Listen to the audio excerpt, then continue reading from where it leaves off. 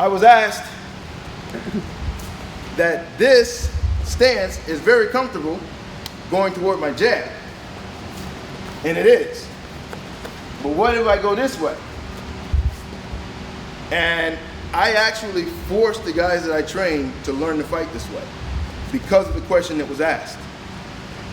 It is very difficult for most right-handed fighters to go to their right and initiate their offense. A lot of right-handers won't, and if they do it flat, right here, okay? Which brings me to a point, what a lot of boxing coaches teach as lateral movement, I don't. Because, hold your stance right there, okay? Now, if you are coming at me here, and I decide to be slick and go with the lateral movement thing, just turn right back down this way. And I'm in that lateral movement, he has a great advantage on me here. And if he holds this stance and keeps this rifle on me, my lateral movement is nothing more than a big moving target. It only works when this guy trips and freaking allows me to get him going one way and can switch directions faster than he does. It's the only way it works. When you're sitting in here creating no momentum, he's just a big moving target. And you can just take shots at him all day. Okay? The advantage comes from understanding where your balance is. Maintaining your balance from here. And you can step right into him. From right here. And if he opens up trying to look for lateral movement, then you just close him off. And it's hard for him to get back to where he can punch faster than you can freaking come straight down the middle of him. Alright?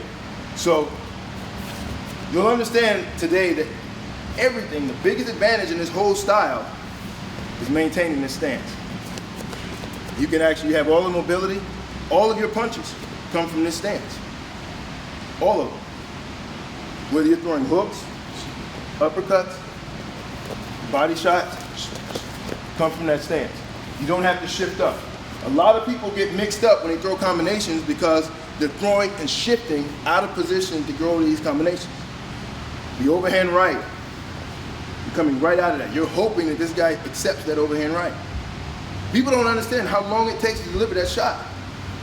They don't. But since the #1 defense in boxing and one-on-one combat sports, the #1 defense, when you see your opponent coming in, is that. That's the reason that you're able to throw this. If we take that defensive signal from our head, do not let it be intercepted by anything else and go straight to our feet, and he takes a half step out of there, at any point, it nullifies the overhand right. Okay? But we don't. We intercept it with our shoulders, hands, and we do this. So the target that he saw is still there when he lands. Okay? Just move it. Have your feet moving, and the target is not there when he goes.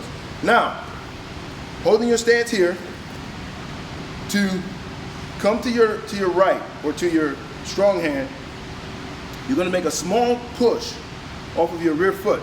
No, scratch that. Small push off of your front foot. You're going to lift your rear foot and keep this on me right there and come right back home. You're right here. Just push right here. Now, you see how I can see his rear foot? That's a sure sign that you're out of position. Okay? We're going to go over that because one way to hold this position, one objective to hold on to is if my opponent moves, he can see my rear foot. I'm out of position. If I hide my rear foot, and I can show my hand. You understand? And that goes from both sides. If he steps over this way, and he can see my rear foot, I'm out of position. I hide my rear foot, and I show my hand, and he's right where he needs to be. All right? So it's one of the concepts that I teach all the time. I'll tell guys, hide your foot and show your hand. You know? So if I'm sitting in here, and he just takes off running this way, I just hide my foot. You know? And you put him right back where he needs to be. You don't let anyone take a half circle on you, period. You don't. If I'm here, one of the biggest things that you'll see when guys want to move is they'll jump around in here. And they'll move on you. And they'll come around here. Right? The minute you see me go here, hide your foot, and I'm already getting hit before I even finish that move. Okay? It's the equivalent of being on a track, and your opponent takes off around the corner of that track, If you follow him, you lose. He already has a head start. So when he takes off across the track, I run across the infield. You got me?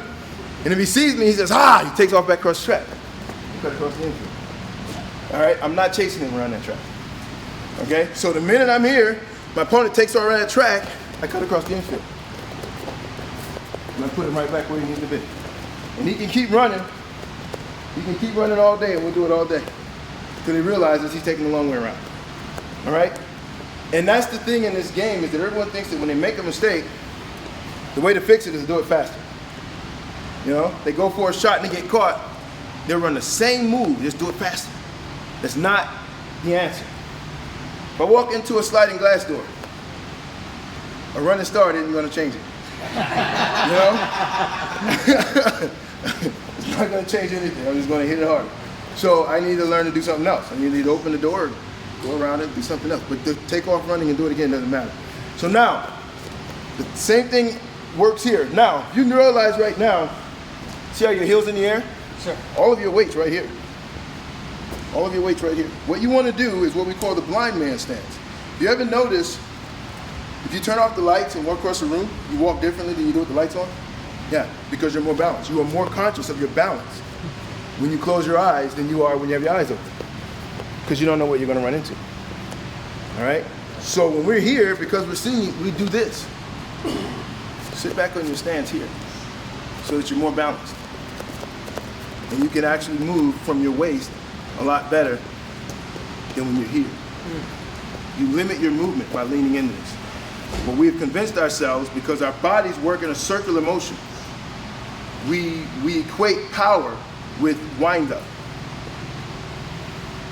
So we'll lean in, thinking we're going to throw all of our power into this shot. But the power is going to come from the form and sticking straight out and forming it straight out from right here. That's where your power is coming from. And it's more effective because you shorten the time and the distance in which that punch is traveling, which allows your opponent less time to react. Okay? If you get anyone that's familiar with having an opponent in front of them, they start to read the wind-ups. And they know something's coming before it's actually coming. But if you don't, you take the wind-up out of your game, the shot's there and back before they realize it's coming. Because you don't have to wind up and step into it. You just find the position from here, send it and bring it home. Okay? So, you want to keep the balance here in your waist. If you want to move this way, you're pushing off that front foot and maintaining that stance here on your opponent. Right there. So you can fire your jab. Now, try not to step down on the jab. Just turn your hip. Step over. There it is. Right there.